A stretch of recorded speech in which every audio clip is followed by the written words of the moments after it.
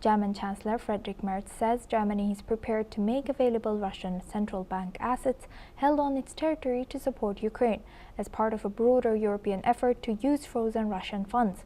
The move follows pressure from Belgium, where a large share of the assets is located, and comes ahead of a critical EU summit in Brussels. Merz has been campaigning to secure backing for a European Commission proposal to use around 210 billion euros in frozen Russian assets to provide Ukraine to loan. He told lawmakers the step would send a clear signal to Moscow that continuing the war is pointless, and stressed the issue goes to the heart of European security and sovereignty.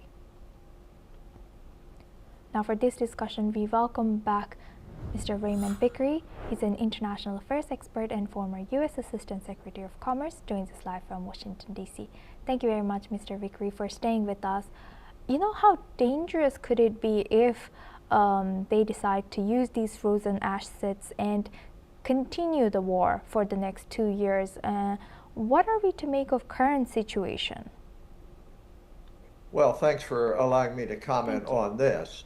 Ukraine, in order to continue to resist the Russian invasion, needs two things, which it doesn't have enough of. One is arms, and the second is money.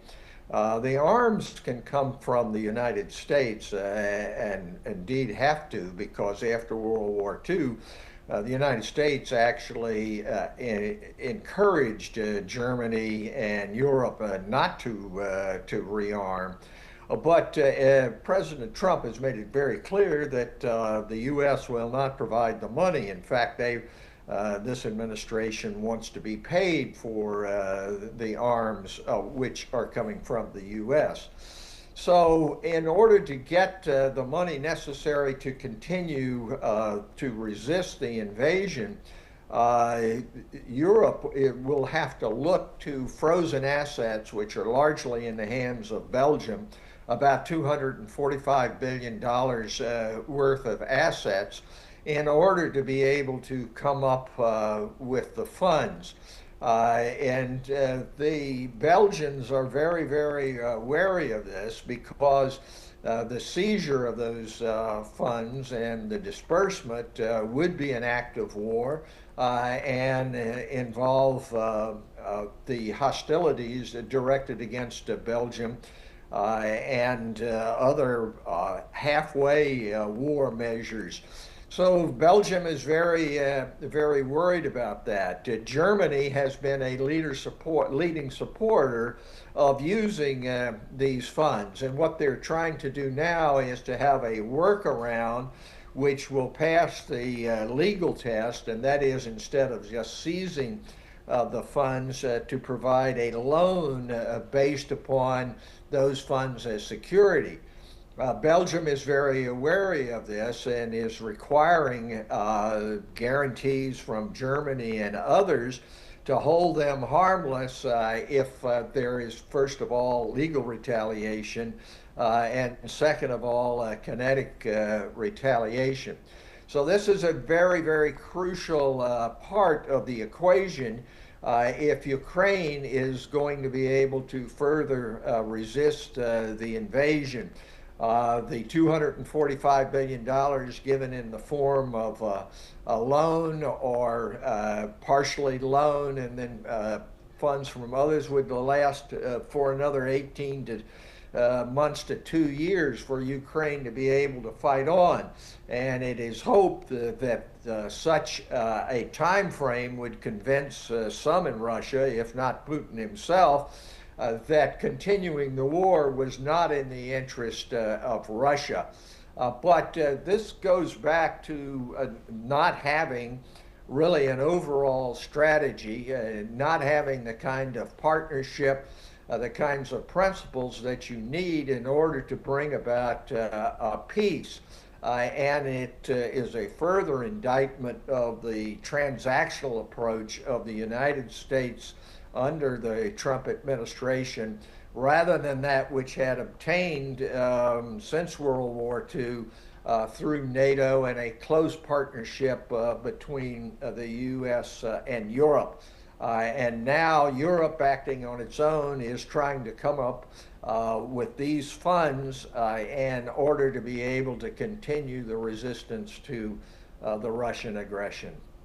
And lastly, building on that, how effective are these using these frozen Russian assets? Do you think it's effective enough to deter or or move to push Russia towards the ceasefire? Since sanctions have not been so effective in ending the war, also the NATO Article 5 like security guarantee is still unlikely. Well, you can speculate about how effective it will be in influencing Putin and Russia, because their mindset seems to be that of a restoration of the old Russian Empire. But you can be absolutely assured that without these funds, funds coming from either the frozen assets or some combination of frozen assets and contributions from the coalition of the willing in Europe, the Ukrainians will not be able to fight on and will be subject to having been reincorporated, if you will, in the Russian Empire. So the funds are absolutely essential. Can one guarantee that if the funds come forward, that peace will be restored? You cannot guarantee that, but you can say that that is an essential part, a sine qua non, in order to have an opportunity for peace to be restored, because Russia would see that Ukraine was able to continue to fight for another 18 months to 2 years. Thank you for highlighting that and sharing it with us. Thank you very much. With that, I would like to thank Mr. Vickery for joining us and sharing that insight throughout our news. Now we move on to our next news. Russia's foreign intelligence chief Sergei Naryshkin has said that he recently held a phone conversation with the newly appointed head of Britain's MI6, marking a rare acknowledged contact between senior intelligence officials from these two countries amid strained relations.